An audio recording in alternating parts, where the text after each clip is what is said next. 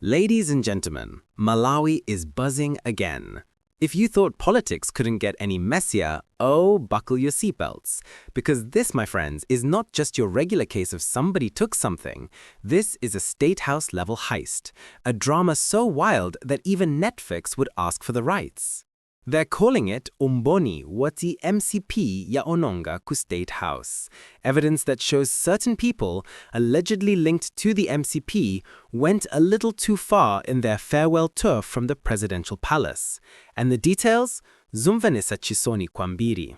We're talking about furniture, toilet sinks, even mattresses disappearing like magic. So today, we break it down.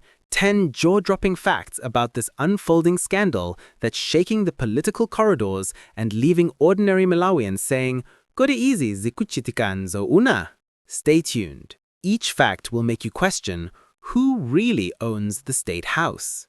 It began quietly, a few whispers, a few missing items, a few side-eyes.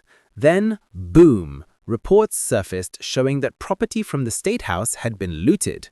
From broken mirrors to expensive chairs, everything seemed to have developed legs overnight. When police arrived, it was chaos.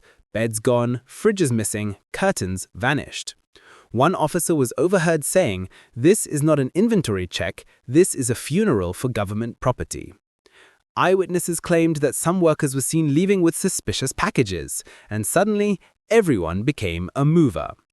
And just when you thought it couldn't get any more bizarre, wait till you hear who's being linked to this circus. According to early findings, some individuals allegedly connected to the Malawi Congress Party, MCP, were discovered in the mix. The evidence? Documents, images, and testimonies placing familiar names at the wrong place, the State House, at the wrong time. Malawians are asking tough questions. Was this a misunderstanding, or was it a farewell shopping spree? Inside sources described it as organized chaos, claiming that these individuals acted as if State House property had a for sale sign on it. But hang on, it's not just about who took what, it's about how it happened, and fact number 3 will make your jaw drop.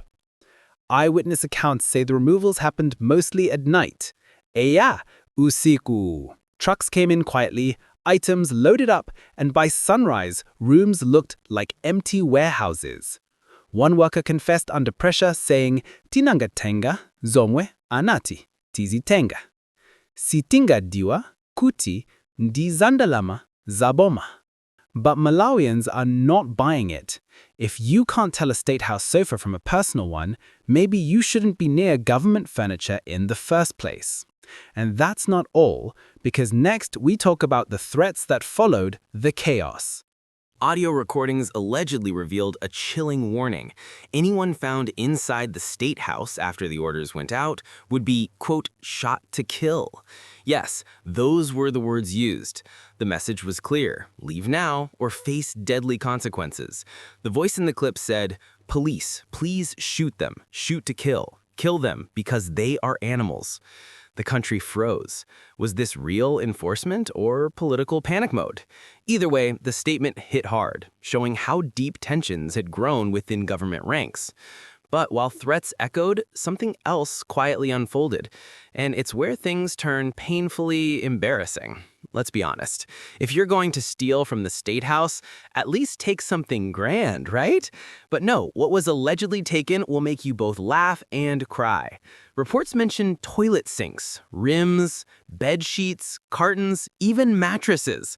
One officer reportedly sighed, "Tukuzungurira ndisitunzi zama toilet bowls, osatima million." We're chasing toilet bowl thieves, not millionaires.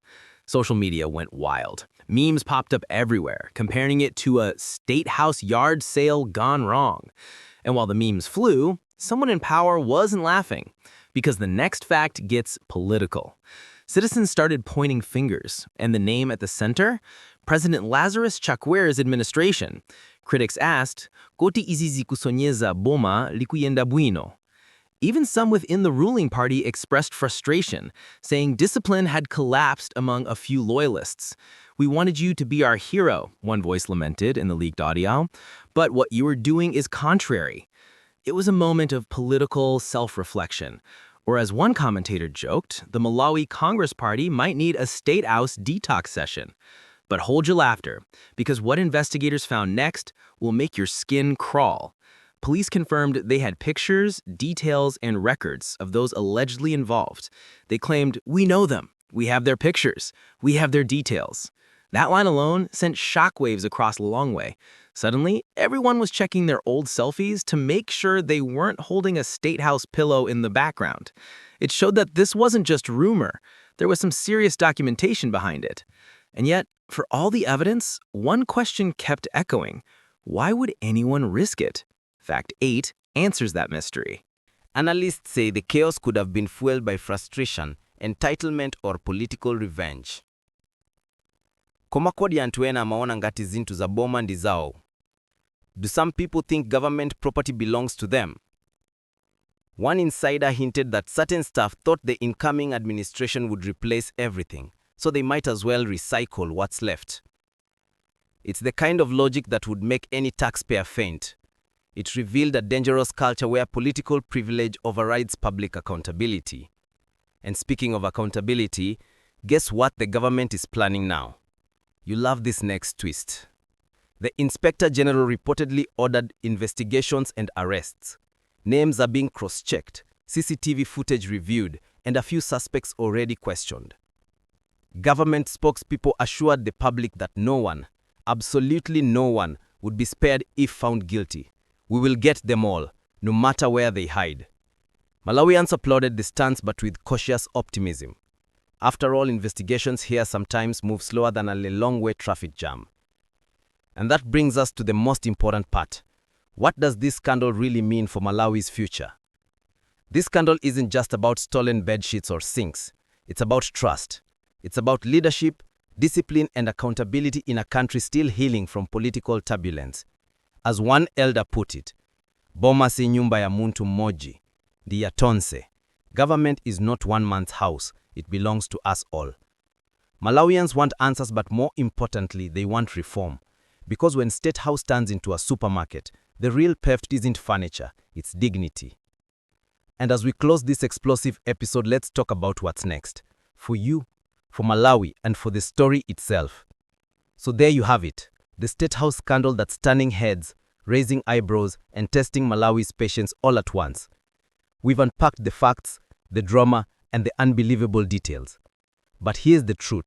The story isn't over. As investigations unfold, one thing is clear. Malawi is watching, listening, and demanding better.